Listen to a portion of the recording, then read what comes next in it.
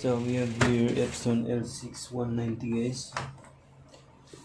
Problem niya guys, yung output niya is walang color, black lang. So try natin clean. Ilang beses na ako nag-clean guys, pero wala pa rin.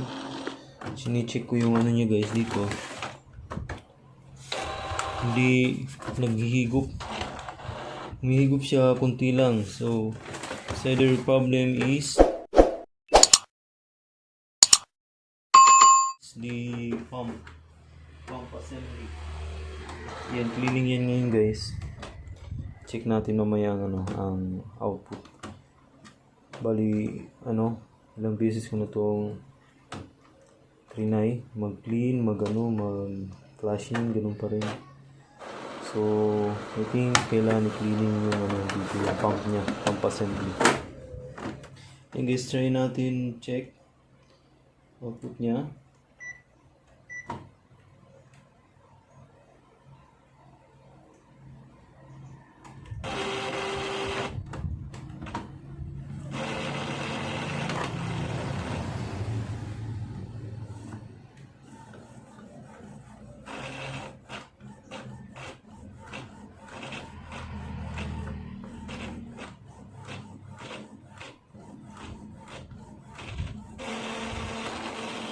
So ganyan lang siya guys, walang output. Yung colored wala. Ito yung black meron pero may lines.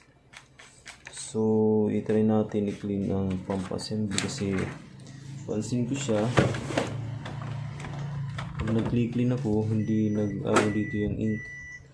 Hindi masyadong ng ink, nagbubuga. So I think kailangan i-clean ang ang head ang pump assembly.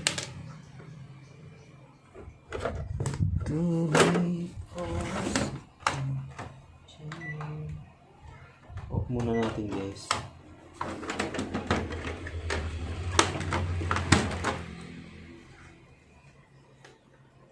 Ilagyan ko ng papel para malaman ko kung nagbubuga ng ink. Ito buga to ng nilagay ko na cleaning solution.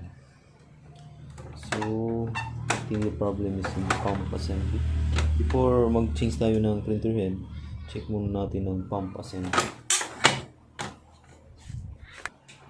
Okay, first tanggalin natin ito dito guys para mabuksan natin yung pump assembly.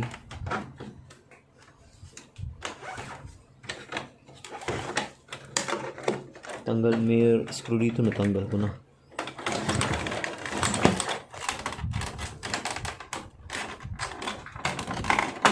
Ayan guys, tanggalan natin ang gilid na cover.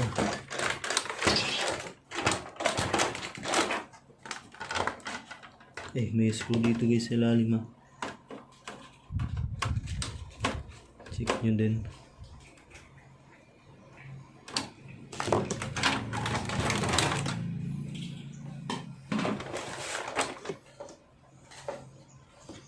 So possibly yung problem niyo guys ito, i-cleaning natin ito guys.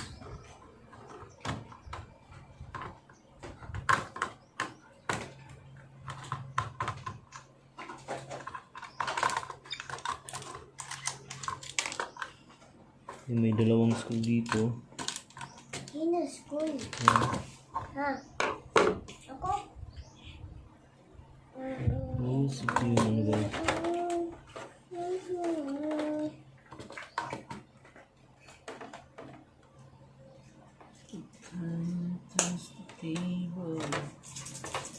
Kailangan natin tanggalin ito.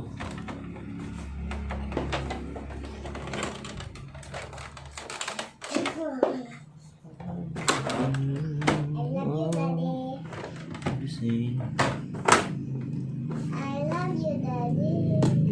Love you so much. I love you, Daddy, so much. Love you so much. I love you, Mommy, so much.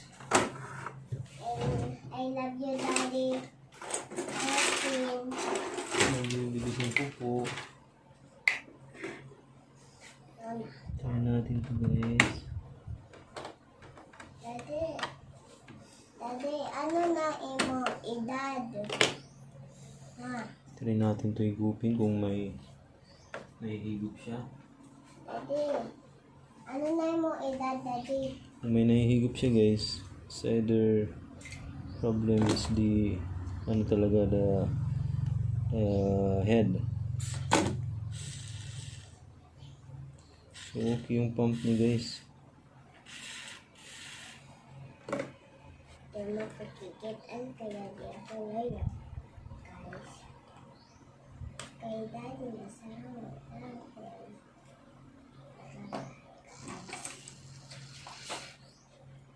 So goods yung ano niya guys. Goods yung ano niya, pump assembly.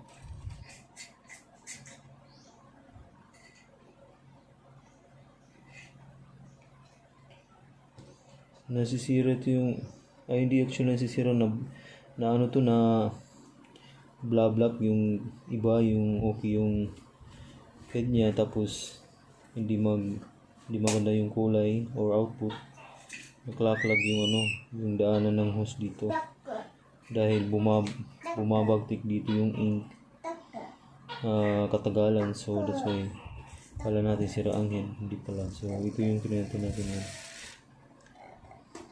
So meaning guys, okay yung ano niya, yung assembly, pump assembly. Yung problem siguro sa head.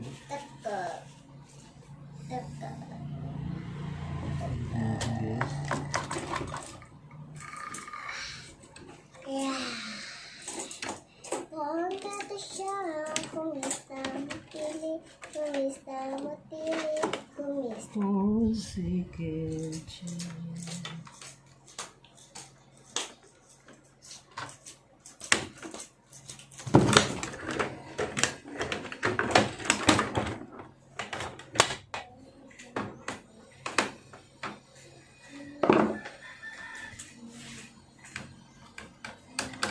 Tignan natin ang head niya guys.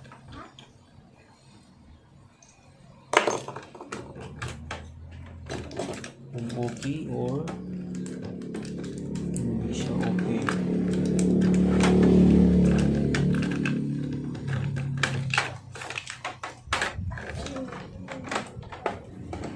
Make sure tanggalin nyo yung ano guys, yung ano mo, yung tanggalin yung power cord. So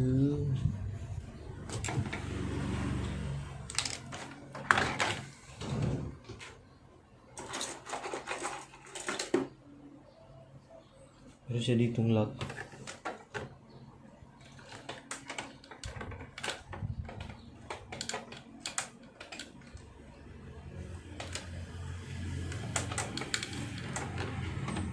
So dito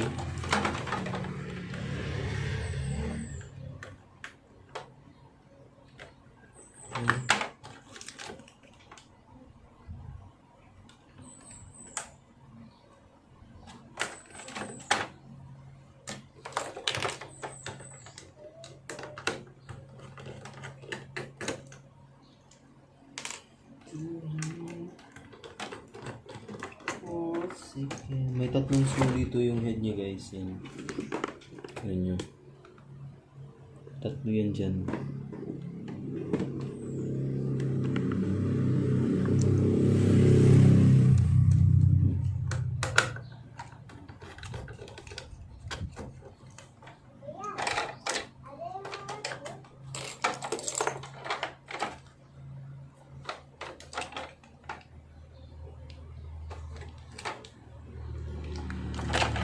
Pansin ko guys, yung black kompleto. Ito wala.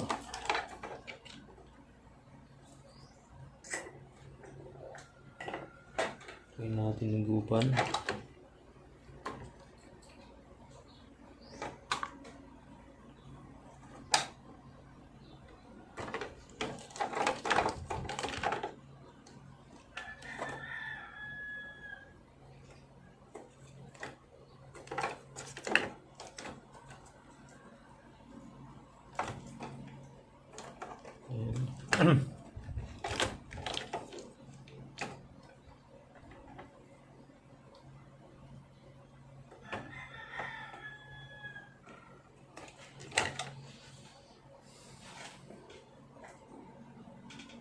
Ngayon, i-test natin ang head niya kung may siyang buga.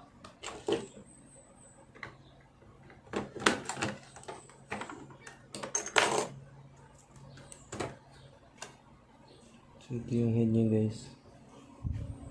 Subugan natin manual. Ito yung gamit ko ng cleaning solution guys. Yan. So, try natin kung okay yung buga ng colored. Okay, ito yung color dito na part. Dito yung black. Yan. Guys, try natin. Taas nyo itong ano, dapat to nakataas. Para hindi matuluan ng ano. So, okay yung color nyo guys. May output. Yan, magenta yun. Ito yung cyan. Ito yung yellow. Cyan, yan. Okay naman guys, oh. Okay yung ano niya, may buga siya. Ito yung yellow. Meron din.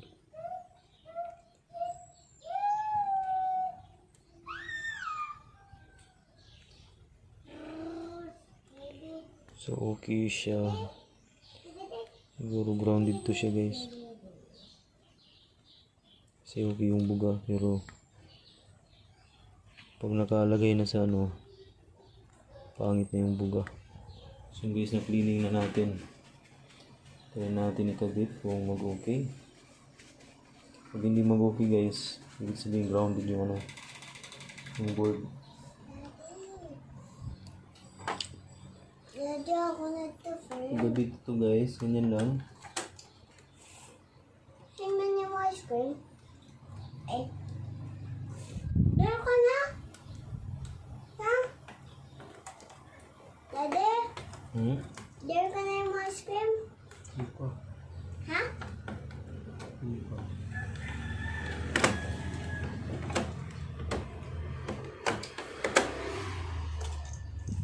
Okay guys. Pag ganun pa rin yung output, ibig sabihin grounded ang head.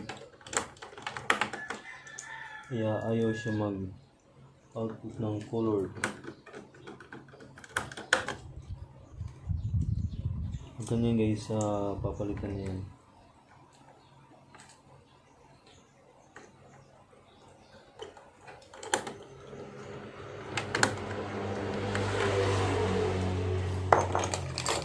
So yan, nakabit na natin guys. May matunay ako din mo ice cream.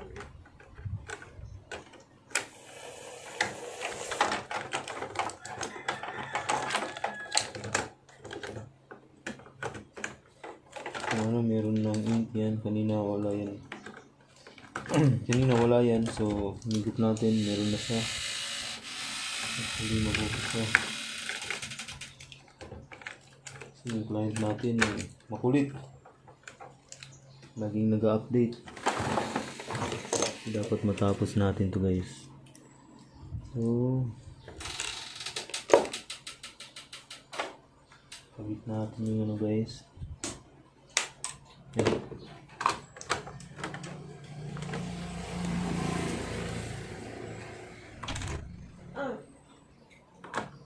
Daddy, lock na. Lock na. Yes, yes. Bye.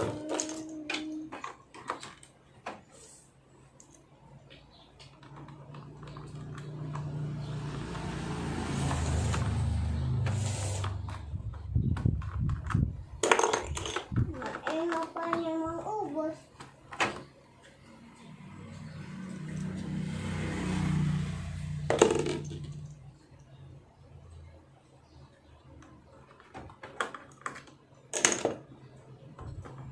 Hindi magnetic yung ano natin. So ngayon try natin mag-clean guys. Check natin kung okay siya mag-clean. Humihigop ng malakas.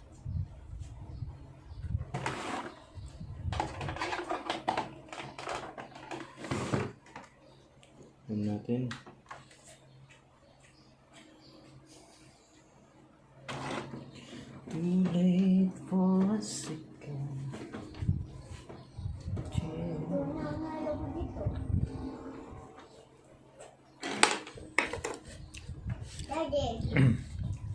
try tayo mag-clean guys. Di ba daddy? Pwede ni kukuhaan ng cone eat? Di ba daddy? Hindi.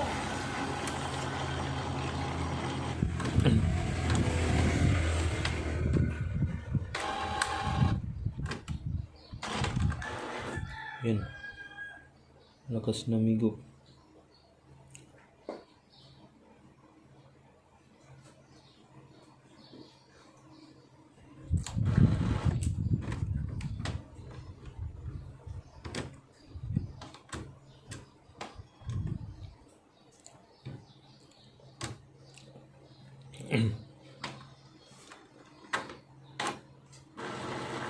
Daddy, ang imo.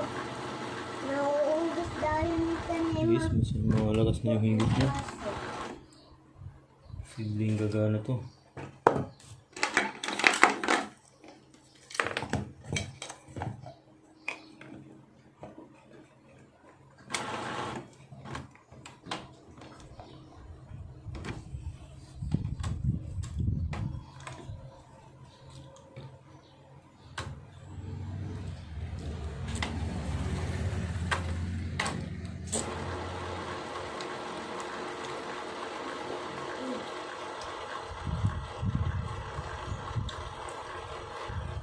Daddy, ang imo. Mauubos mo kung daddy.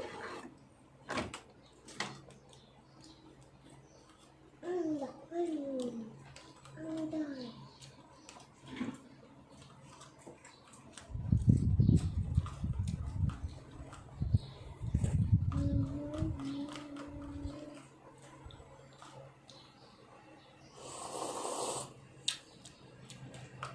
I think tapos na. Hindi pa. Okay guys, nagigop na siya.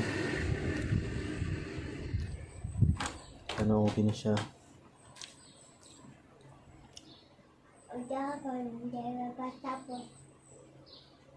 Yan,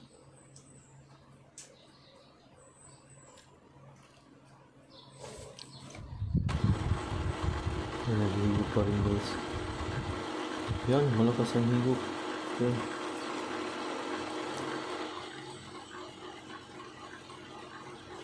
Diba kung mag-okay na siya guys.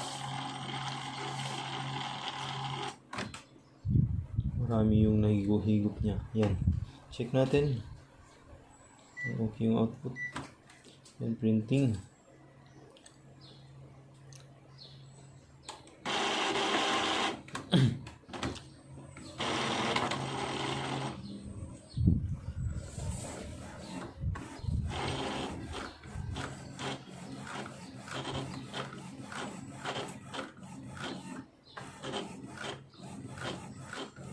Yan.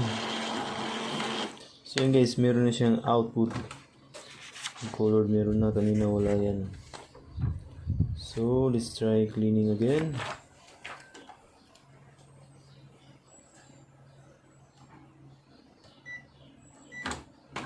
Yan, nag-cleaning pa din guys. So goods na siya kaysa kanina wala talagang colors. Ibig sabihin may problem yung ano nyo guys, yung sa damper niya, yung walang laman yung ink. Eh meron ng laman, tsaka inayos din natin yung pump assembly. Na trinay natin kung okay yung pump assembly. Diretso na din cleaning yun guys. So at least ngayon meron siyang colored, kanina wala talaga. Yan. So hindi siya grounded. Kasi kung ganun pa rin, nag-try na tayo mag-clean at saka binugahan na natin yung motor head at ganun pa rin, so ibig sabihin grounded yung head. Ayan, hindi. So goods na siya guys. Goods na goods.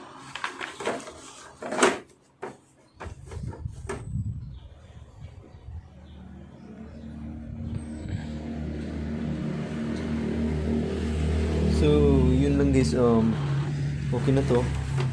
At least meron na siyang output. Dito na natin tapusin ang video natin guys. Please if nakatulong to sa inyo or nakabigay na ng idea, please don't forget to like and subscribe to my channel guys para marami pa din tayo magawang mga video dahil sa suporta niyo. Thanks and God bless. Bye-bye.